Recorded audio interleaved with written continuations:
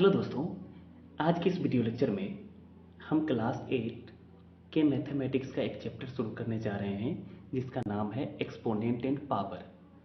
इस चैप्टर को मैं बिल्कुल ही जीरो लेवल से शुरू करने जा रहा हूँ, इसीलिए आपको एक एक चीज़ अच्छे से समझ में आएगी, ठीक है। और इस चैप्टर के जितने भी क्वेश्चंस हैं वो एकदम बिल्कुल ही जीरो लेवल से मैं शुरू करूँगा, ठीक है, और एडवांस लेवल तक मैं लेके जाऊँगा, ठीक है। तो आपको इसका थ्योरी भी अच्छे से समझ में आएगा और जितने भी क्वेश्चंस मैं इसमें कर पाऊँगा वो भी आपको अच्छे से समझ में आ जाएगा। और किसी भी बुक का अगर आप इस चैप्टर से रिलेटेड क्वेश्चंस करेंगे तो वो आसानी से आप सॉल्व कर पाएंगे, ठीक है। तो चलिए शुरू करते हैं। सबसे पहले हम यहाँ देखेंगे कि मैथमेटिक्स में हम कितने ऑपरेशंस करते हैं। मतलब मैथमेटिक्स में हम मुख्य रूप से एडिशन, सब्ट्रैक्शन, मल्टीप्लिकेशन और डिवीज़न करते हैं, यही करते हैं ना। इसे हम कहते हैं मैथमेटिकल ऑपरेशन। क्या कहते हैं? Mathematical operation.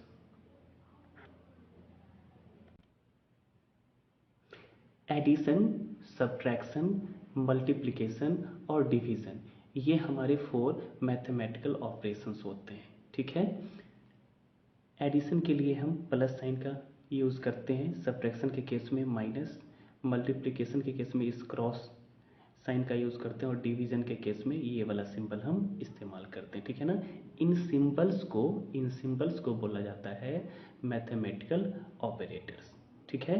तो मैथमेटिक्स में हम 4 ऑपरेशंस करते हैं, एडिशन, सब्ट्रैक्शन, मल्टीप्लिकेशन और डिवीज़न। ये ऑपरेशन कहलाता है मैथमेटिकल ऑपरेशंस। और इसके लिए जो हम साइन यूज़ करते हैं उन साइन को बोला जाता है मैथमेटिकल ऑपरेटर्स। आपने बचपन में सीखा होगा एडिशन। एडिशन में हम क्या करते हैं, कई सारे नंबर्स को हम ऐड करते हैं। जैसे पहला जो मैं एग्जांपल ले रहा हूँ, इसमें मैं 3 तरह के नंबर्स को ऐड कर रहा हूँ, 3 अलग अलग तरह के नंबर्स को मैं ऐड कर रहा हूँ, 2 + 3 + 4, ठीक है। सम हमारा कितना है? 9, ठीक है ना। यहाँ पर मैंने 3 अलग अलग तरह के नंबर्स को ऐड किया, हमें रिजल्ट कितना मिल रहा है? 9। तो एडिशन में जिन नंबर्स को ऐड किया जाता है, उसे हम एडेंड कहते हैं। तो ये जो 3 नंबर हैं यहाँ पे 2, 3 और 4, इसे क्या बोला जाता है? इसे बोला जाता है एडेंड्स, ठीक है ना। एक को बोलेंगे एडेंड और प्लूरल उसका होगा एडेंड्स। और जो रिजल्ट हमें मिलता है उसे हम कहते हैं सम। तो यहाँ पे सम क्या आया हमारा? 9। तो आप देख रहे हैं कि यहाँ पे 3 अलग अलग तरह के नंबर्स को ऐड किया जा रहा है, ठीक है। अब मैं दूसरा केस लेता हूँ, ये भी एडिशन है, लेकिन यहाँ पर मैं क्या कर रहा हूँ, यहाँ पे मैं एक ही तरह के नंबर को बार बार रिपीट कर रहा हूँ एडिशन में। मतलब एक ही तरह के नंबर को बार बार मैं ऐड कर रहा हूँ, ठीक है।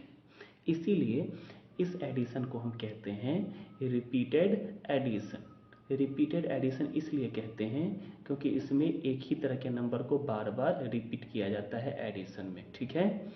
और ये जो रिपीटेड एडिशन है इसका एक शॉर्ट फॉर्म होता है, इसी को हम एक शॉर्ट फॉर्म में लिख सकते हैं। उसी शॉर्ट फॉर्म का नाम है मल्टीप्लिकेशन, ठीक है। तो मल्टीप्लिकेशन कोई नई चीज़ नहीं है, ये रिपीटेड एडिशन का ही शॉर्ट फॉर्म है, मतलब एडिशन का ही शॉर्ट फॉर्म है। आ गई बात समझ में? और इसमें कैसे लिखते हैं हम इसको? जो नंबर बार बार रिपीट होता है एडिशन में, जैसे यहाँ पर 2 बार बार रिपीट हो रहा है तो हम 2 लिखेंगे, ठीक है। और कितना टाइम्स ये रिपीट हो रहा है? 1 2 3 टाइम्स ये रिपीट हो रहा है तो हम उसे 3 से मल्टीप्लाई कर देंगे, सेम रिजल्ट हमें आएगा, ठीक है ना। सेम रिजल्ट हमें मिलेगा।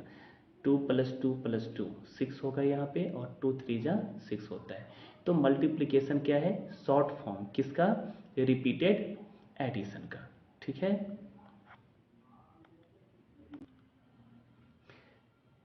अब हम मल्टीप्लिकेशन को थोड़ा सा और डिटेल में यहाँ देखते हैं।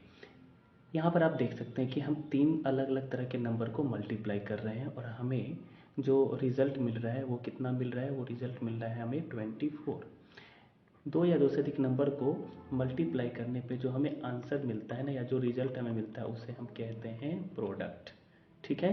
अगर यहाँ 2 नंबर होता तो उसमें से हम पहले वाले नंबर को हम बोलते हैं मल्टीप्लिकेंट, जैसे 2 और 3 होता तो 2 को हम मल्टीप्लाई कर रहे हैं किससे, 3 से। तो जिस नंबर को मल्टीप्लाई किया जाता है, जिस नंबर में मल्टीप्लाई किया जाता है किसी दूसरे नंबर से, उस नंबर को मल्टीप्लिकेंट कहते हैं, और जिस नंबर से मल्टीप्लाई किया जाता है उसको मल्टीप्लायर कहते हैं, ठीक है ना।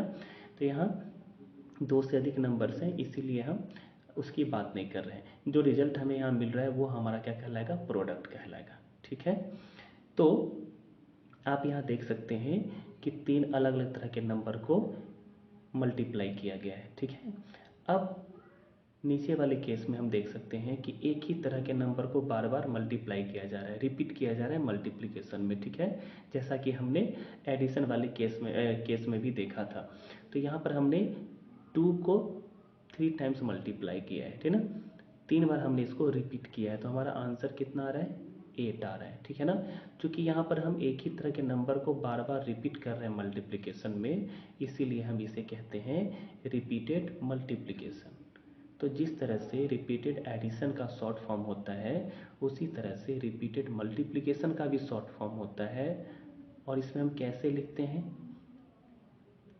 इसे इसे हम कैसे लिखेंगे, यहाँ पे जो नंबर बार बार रिपीट हो रहा है, कौन सा नंबर बार बार रिपीट हो रहा है, 2, तो 2 हम लिखेंगे पहले, ठीक ना। और कितना टाइम्स ये रिपीट हो रहा है, 3 टाइम्स रिपीट हो रहा है, इसीलिए 2 के ऊपर हम 3 लिखेंगे इस तरह से, ठीक है। जब हम किसी भी नंबर को इस तरह से लिखते हैं ना, तो इसे ही हम कहते हैं एक्सपोनेंशियल फॉर्म, ठीक है। तो एक्सपोनेंशियल फॉर्म जो है ना, वो किसका शॉर्ट फॉर्म है, रिपीटेड मल्टीप्लिकेशन का। रिपीटेड मल्टीप्लिकेशन के शॉर्ट फॉर्म को ही हम एक्सपोनेंशियल फॉर्म कहते हैं। तो आप यहाँ से क्लियरली देख सकते हैं कि एडिशन, मल्टीप्लिकेशन और एक्सपोनेंशियल फॉर्म ये कोई नई चीज़ें नहीं है, ठीक ना। ये सभी के सभी सेम चीज़ें हैं, ठीक है ना, सेम चीज़ है, ठीक ना। तो मल्टीप्लिकेशन में जो रिपीटेड मल्टीप्लिकेशन होता है उसके शॉर्ट फॉर्म को हम बोलते हैं एक्सपोनेंशियल फॉर्म, ठीक है ना। और इसमें हम क्या करते हैं, जो नंबर बार बार रिपीट होता है उसे नीचे लिखते हैं, और जितना टाइम्स वो रिपीट होता है, जितना टाइम खुद खुद से ही मल्टीप्लाई होता है, उसे हम ऊपर में लिखते हैं, ठीक है। एक्सपोनेंशियल फॉर्म में जो भी नंबर्स हमें गिवन होते हैं, उसमें जो नीचे नंबर गिवन होता है उसे हम बेस कहते हैं। जैसे इस वाले केस में आप देख सकते हैं नीचे 2 लिखा हुआ है, ये जो 2 है ना, 2, ये हमारा बेस कहलाता है, ठीक है ना। और इसके ऊपर जो नंबर होता है वो हमारा एक्सपोनेंट, पावर या इंडेक्स कहलाता है, ठीक है। तो ऊपर वाले नंबर का 3 नाम है, एक्सपोनेंट, पावर और इंडेक्स। क्योंकि इस नंबर को हम एक्सपोनेंट कहते हैं, इसीलिए इस फॉर्म में जो भी नंबर्स गिवन होते हैं या लिखे जाते हैं उन्हें हम एक्सपोनेंशियल फॉर्म कहते हैं, ठीक है। तो एक्सपोनेंशियल फॉर्म में लिखे जाने वाले नंबर में 2 तरह के नंबर्स होते हैं। एक वो जो बार बार मल्टीप्लिकेशन में रिपीट होते हैं। तो जो रिपीट होता है बार बार मल्टीप्लिकेशन में, उसे हम, मतलब जिस नंबर को बार बार मल्टीप्लाई किया जाता है उसे हम बेस कहते हैं। तो बेस वो नंबर होता है जो बार बार मल्टीप्लाई होता है, ठीक है ना। और जितना टाइम्स वो मल्टीप्लाई होता है खुद से ही, खुद के नंबर से, उसे हम कहते हैं एक्सपोनेंट। तो एक्सपोनेंट हमें बतलाता है कि एक दिया गया नंबर खुद के साथ में कितना टाइम्स मल्टीप्लाई हो रहा है, ठीक है ना। मतलब उस नंबर को हम कितना बार मल्टीप्लाई कर रहे हैं। तो एक्सपोनेंट हमें बतलाता है कितना टाइम्स हमें उस नंबर को मल्टीप्लाई करना है। आई बात समझ में। यहाँ पे हमें एक बेसिक डिफरेंस देखना है इन 2 एग्जाम्पल्स में, ठीक है। यहाँ पर आप देख रहे हैं कि 10 को मैं 3 से मल्टीप्लाई कर रहा हूँ। इसका मतलब है कि 10 को हम कितना टाइम्स ऐड करेंगे, 3 टाइम्स, ठीक है ना। क्योंकि मल्टीप्लिकेशन रिपीटेड एडिशन का क्या होता है, शॉर्ट फॉर्म होता है ना। तो यहाँ पर अगर दे रखा है 10 मल्टीप्लाइड बाई 3, इसका मतलब है कि 10 कितना बार ऐड किया जाएगा, 3 टाइम्स, ठीक है। 10 प्लस 10 प्लस 10, हमारा सम कितना आएगा, यहाँ पे सम आएगा हमारा 30, ठीक है ना। लेकिन अगर यहाँ 3 10 से मल्टीप्लाई हो रहा है, लेकिन अगर यहाँ पे मल्टीप्लाई नहीं किया जाए 3 से 10 को और 10 के पावर के फॉर्म में लिया जाए 3 को, ठीक है ना, तो यहाँ पर इसका मतलब ये है कि 10 जो है ना, यहाँ पर ये जो 10 है ये 3 टाइम्स क्या होगा, मल्टीप्लाई होगा, ठीक है, 3 टाइम्स मल्टीप्लाई होगा, किससे, 10 के साथ ही। 10 को हमें 3 टाइम्स खुद के साथ मल्टीप्लाई करना है, ठीक है। तो 10 इंटू 10 इंटू 10, अगर आप यहाँ से प्रोडक्ट देखें तो प्रोडक्ट आपका आएगा यहाँ से 1000, ठीक है ना। यहाँ कितना आएगा, यहाँ 30 आएगा, ठीक है ना। चलिए कुछ एग्जाम्पल्स के थ्रू इसको और अच्छे से समझते हैं। जैसे यहाँ पे अगर 2 का पावर 6 है, ठीक है, तो इसका क्या मतलब है, इसका मतलब है कि 2 को हमें 6 टाइम्स मल्टीप्लाई करना है, ठीक है ना। 1 2 3 4 5 6, आप यहाँ देख सकते हैं कि 2 को कितना टाइम्स मल्टीप्लाई किया गया है, 6 टाइम्स, मतलब 6 टाइम्स इसे रिपीट किया गया है मल्टीप्लिकेशन में, ठीक है ना। अगर इसको आप मल्टीप्लाई करेंगे तो 2 2 जा 4, 4 2 जा 8, 8 2 जा 16, 16 2 जा 32, 32 2 जा 64, ठीक है। तो प्रोडक्ट आपका यहाँ आएगा 64, ठीक है ना। तो अगर आप किसी एक्सपोनेंशियल फॉर्म को इस तरह से लिखते हैं एक्सपेंड करके, तो इसे हम कहते हैं expanded form of exponential form, ठीक है ना। उसी तरह से 3 का पावर कितना है यहाँ पे, 4, तो इसे हम लिखेंगे 3 इंटू 3 इंटू 3 इंटू 3, ठीक है। मल्टीप्लाई करने पे हमारा 81 आंसर आएगा, ठीक है। 5 का पावर यहाँ 3 है, इसका मतलब 5 को हमें 3 टाइम्स मल्टीप्लाई करना है, आंसर हमारा आएगा यहाँ पे 125, ठीक है। अब हम देखेंगे कि एक्सपोनेंशियल फॉर्म को हम जनरल फॉर्म में कैसे लिखते हैं, ठीक है। तो अगर कोई किसी भी नंबर को एक्सपोनेंशियल फॉर्म में लिखना हो, ठीक है, तो आपको पता है कि हम क्या करते हैं, एक नंबर के ऊपर दूसरे नंबर को लिखते हैं पावर के फॉर्म में, ठीक है। तो अगर हमें एक्सपोनेंशियल फॉर्म को जनरल फॉर्म में लिखना हो तो हम कुछ इस तरह से उसे रिप्रेजेंट कर सकते हैं, ठीक है ना।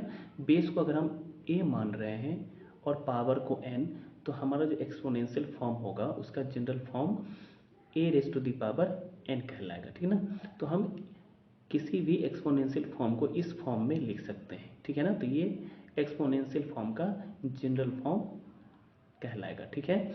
अब कोई भी नंबर अगर एक्सपोनेंशियल फॉर्म में गिवन होता है तो उसे हम पढ़ते कैसे हैं, रीड कैसे करते हैं, तो ध्यान रखेंगे आप उसे। यहाँ पे एक्सपोनेंट या पावर क्या है, n, और ये किसके ऊपर है, a के ऊपर, तो हम इसे लिख सकते हैं nth पावर ऑफ a। इसको कैसे पढ़ेंगे हम इसे nth पावर ऑफ a, या इसी को पढ़ने का दूसरा तरीका है a raised to the power n, a raised to the power n, ठीक है। तो एक्सपोनेंशियल फॉर्म में जो भी नंबर्स होते हैं उसे हम दो तरीके से पढ़ सकते हैं, nth power of a, a raised to the power n, ठीक है। इस तरह से हम इसे रीड करते हैं। चलिए देखते हैं एक्सपोनेंशियल फॉर्म में लिखे हुए नंबर को हम किस तरह से रीड करते हैं, ठीक है। अगर हमें कोई भी नंबर इस फॉर्म में गिवन होगा, कोई भी एक्सपोनेंशियल फॉर्म अगर हमें इस फॉर्म में गिवन होगा तो कैसे पढ़ेंगे हम इसे हम 2 और 3, अगर 2 और 3 कंपोनेंट ये एक्सपोनेंट के फॉर्म में आता है, अगर पावर के फॉर्म में 2 और 3 आता है तो इसके लिए दो स्पेशल नाम गिवन है, ठीक है। अगर पावर किसी भी नंबर का पावर 2 या 3 हो तो उस केस में हम जो मैंने आपको तरीका बताया उसके अकॉर्डिंग भी नाम इसका हम लिख सकते हैं, या उसे हम बोल सकते हैं उस तरीके से भी, और दो स्पेशल नाम ऐसे फॉर्म्स के लिए गिवन है तो आप इसी नाम से इसको पुकारेंगे, ठीक है ना। जैसे a का पावर अगर 2 है तो इसे हम बोलते हैं a स्क्वायर, ठीक है। a का पावर अगर 2 है तो इसको हम कैसे बोल सकते हैं, सेकेंड पावर ऑफ a, या a raise to the power 2। Read करने का जो मैंने तरीका बताया था आपको उसके अकॉर्डिंग आप इसे बोल सकते हैं सेकेंड पावर ऑफ a, या a raised to the power 2, ठीक है। तो वैसे भी बोल सकते हैं लेकिन ये ज़्यादा फेमस है, ठीक है। इस नाम से हम इसे पुकारेंगे, ठीक है ना। ए स्क्वायर बोलेंगे इसे, ठीक है ना, ए स्क्वायर। उसी तरह से अगर पावर के फॉर्म में 3 आए, ठीक ना, किसी भी नंबर के पावर के फॉर्म में 3 आता है, तो जो तरीका मैंने आपको बताया उसके अकॉर्डिंग हम इसे कैसे बोलेंगे, इसे रीड कैसे करेंगे, थर्ड पावर ऑफ ए या a raised to the power 3 ऐसे बोलेंगे। लेकिन हमें इसके लिए भी स्पेशल नेम गिवन है, कैसे इसको बोलेंगे, ए क्यूब। अगर पावर 3 है तो हम इसे कैसे रीड करेंगे, ए क्यूब, है ना। तो पावर अगर 2 या 3 हो तो उसके केस में दो नाम स्पेशल गिवन है, उसी नाम से हम उसे रीड करेंगे, ठीक है। चलिए अब हम देखते हैं, अगर पावर 3 से ज़्यादा हो तो जो मैंने तरीका बताया था उसी के अकॉर्डिंग हमें इसे रीड करना है। जैसे पावर 4 है तो इसे हम लिखेंगे फोर्थ पावर ऑफ ए, कैसे रीड करेंगे इसे हम, फोर्थ पावर ऑफ ए या a raised to the power 4। Similarly इसे हम बोलेंगे फिफ्थ पावर ऑफ ए या a raised to the power 5, ठीक है। सिमिलरली इसे हम बोलेंगे सिक्स्थ पावर ऑफ ए या a raised to the power 6, ठीक है ना। तो इस तरह से हमें क्या करना है, एक्सपोनेंशियल फॉर्म में दिए गए नंबर को रीड करना है, ठीक है। अब हम देखेंगे law of exponents for real numbers. इसमें जितने भी लॉज आपको बताए जाएंगे उसे आपको अच्छे से याद कर लेने हैं, ठीक है ना, तभी आपसे एक एक क्वेश्चन बन पाएगा, ठीक है। तो चलिए पहला लॉ क्या कहता है कि अगर मल्टीप्लिकेशन के केस में, अगर मल्टीप्लिकेशन के केस में बेस, नंबर का बेस क्या हो, सेम हो, एक्सपोनेंशियल फॉर्म में दिए गए नंबर्स का बेस अगर सेम हो और वो नंबर्स मल्टीप्लाई हो रहा हो तो हम क्या करते हैं, कॉमन बेस ले लेते हैं, मतलब दोनों का बेस सेम है तो बेस हम ले लेंगे ए, ठीक है, और उसके पावर को ऐड कर देंगे, ठीक है ना। तो यहाँ पे बेस सेम है इसलिए हमने बेस ए ले लिया और उसके पावर को हम यहाँ पे ऐड कर रहे हैं m प्लस n, ठीक है।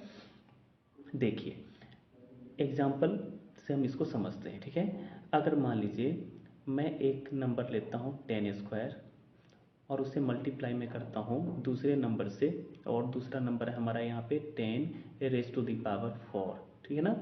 तो आप यहाँ देख सकते हैं कि दोनों का बेस सेम है और दोनों नंबर को यहाँ मल्टीप्लाई किया जा रहा है, तो हम बेस यहाँ ले लेंगे 10 और दोनों के एक्सपोनेंट को ऐड कर देंगे। इसका एक्सपोनेंट 2 और इसका एक्सपोनेंट 4 है, तो 2 प्लस 4 कितना हो जाएगा, 6 हो जाएगा। तो 10 रेज़ टू द पावर 6 हमें आंसर के रूप में मिलेगा, ठीक है।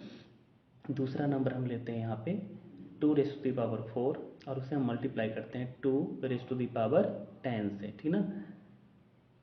तो यहाँ पर भी आप देखो बेस क्या है, सेम है, बेस सेम है तो हम सेम बेस ले लेंगे यहाँ पे 2 और दोनों के एक्सपोनेंट को ऐड कर देंगे, 4 प्लस 10 इक्वल टू कितना, ऐड। आगे समझ में। नेक्स्ट हमारा है 10 raise to the power 8 into 10 raise to the power -3। तो यहाँ पर आप देख सकते हैं कि यहाँ पर भी बेस क्या है, सेम है, दोनों का बेस सेम है, तो हम बेस ले लेंगे 10 और पावर को ऐड करेंगे 8 प्लस इसका पावर नेगेटिव है तो इसको हम ब्रैकेट में लेंगे -3, ठीक है। चलिए अब यहाँ आप देखिए प्लस इंटू माइनस क्या होता है, माइनस, तो 8 उसके बाद प्लस इंटू माइनस क्या होता है, माइनस, तो हम माइनस यहाँ ले लेंगे और 3 लिखेंगे, ठीक है। 8 में से 3 माइनस करने पे कितना आएगा, 5, तो हमारा आंसर हो जाएगा 10 रेज़ टू द पावर 5, ठीक है। तो ये तो एक आपका फॉर्मूला हो गया, ठीक है ना, ये आपका एक फॉर्मूला हो गया, है ना, जिसमें आप क्या कर सकते हैं, कोई भी नंबर अगर गिवन है एक्सपोनेंशियल फॉर्म में जिसका बेस सेम है और सेम हो और पावर क्या हो, अलग अलग हो या सेम भी हो सकता है ना, तो हम क्या करते हैं, सिंपली बेस कॉमन ले लेते हैं, मतलब बेस सेम लेते हैं, सेम बेस हम ले लेते हैं यहाँ पे। जैसे बेस यहाँ पर ए है तो हम बेस ए ले लेते हैं और सभी पावर्स को ऐड कर देते हैं। तो ऐसा हम करते क्यों हैं, ठीक है ना, ऐसा करते क्यों हैं इसको मैं आपको एक्सप्लेन करता हूँ डिटेल में, ठीक है। यहाँ पे मैं एक एग्जांपल ले रहा हूँ 10 क्यूब मल्टीप्लाइड बाई 10 स्क्वायर। जैसा कि मैंने आपको पहले ही समझा रखा है कि एक्सपोनेंशियल फॉर्म रिपीटेड मल्टीप्लिकेशन का शॉर्ट फॉर्म होता है, ठीक है ना। तो ये दो नंबर्स यहाँ पे एक्सपोनेंशियल फॉर्म में गिवन है, ठीक है।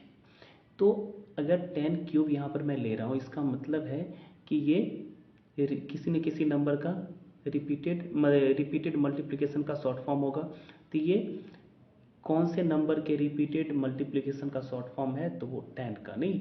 तो 10 क्यूब यहाँ पे हमें क्या बतलाता है, 10 क्यूब हमें बतलाता है यहाँ पे कि 10 को 3 टाइम्स मल्टीप्लाई किया गया है, ठीक है ना। 10 को 3 टाइम्स मल्टीप्लाई किया गया है। तो हम इसको कैसे लिख सकते हैं, इसको 10 क्यूब को लिख सकते हैं 10 multiplied by 10 multiplied by 10, 10 into 10 into 10, ठीक है ना। तो ये जो हो गया, ये किसको रिप्रेजेंट कर रहा है, ये रिप्रेजेंट कर रहा है 10 क्यूब को। फिर मल्टीप्लाई का साइन है तो मैं मल्टीप्लाई का साइन दूंगा यहाँ पे। फिर 10 स्क्वायर, 10 स्क्वायर हमें क्या बतलाता है, 10 स्क्वायर हमें बतलाता है कि 10 को 2 बार मल्टीप्लाई किया गया है। तो आप यहाँ देखिए 10 इंटू 10, ठीक है ना, आया समझ में। अब आप गौर से देखिए यहाँ पे 10 कितना टाइम्स मल्टीप्लाई हो रहा है, 1 2 3 4 5, 5 टाइम्स हो रहा है। इसीलिए हम इसे कैसे लिखेंगे, इसे हम लिखेंगे शॉर्ट फॉर्म में 10 रेज़ टू द पावर 5। आया समझ में।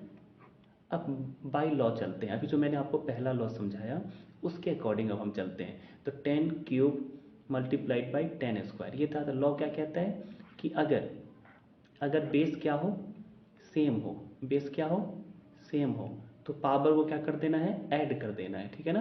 तो बेस यहाँ पे हमारा 10 है और पावर क्या है 3 और 2, तो हम क्या करेंगे 3 और 2 को ऐड करेंगे। तो देखिए आंसर हमारा क्या आएगा, 10 रेज़ टू द पावर 5 ही आएगा, ठीक है ना। तो जो कॉन्सेप्ट है ना उसी से लॉ बनाया गया है, ठीक है।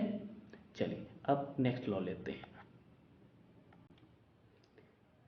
सेकेंड लॉ डिवीजन से रिलेटेड है। ये लॉ क्या कहता है कि अगर एक नंबर को दूसरे नंबर से डिवाइड किया जाए और दोनों नंबर्स का बेस सेम हो, ठीक है, तो हम सेम बेस लेते हैं और पावर को माइनस कर देते हैं, ठीक है ना। तो यहाँ पे आप देख सकते हैं दोनों का बेस क्या है, सेम है, ठीक है ना। तो यहाँ क्या होगा, एक के पहले वाले नंबर के पावर में से हम दूसरे वाले नंबर के पावर को माइनस करते हैं, ठीक है ना। A raise to the power m divided by a raise to the power n, इसे हम ऐसे भी लिख सकते हैं, a raise to the power m upon a raise to the power n, ठीक है ना। तो डिवीजन के केस में अगर बेस सेम होता है तो पावर माइनस हो जाता है। चलिए कुछ एग्जांपल्स से समझते हैं इस कॉन्सेप्ट को। 10 raise to the power 6 divided by 10 square, इसे हम कैसे लिख सकते हैं, इसे हम लिख सकते हैं 10 raise to the power 6 upon 10 square, ठीक है। यहाँ पर आप देख सकते हैं कि बेस सेम है तो हम बेस सेम ले लेंगे और ऊपर पहले वाले नंबर के पावर में से दूसरे वाले नंबर के पावर को माइनस करेंगे। तो 6 माइनस 2 कितना हो जाएगा यहाँ पे, पावर 4, ठीक है ना। दूसरा एग्जांपल है 10 raise to the power 8 divided by 10 raise to the power minus 5, ठीक है ना।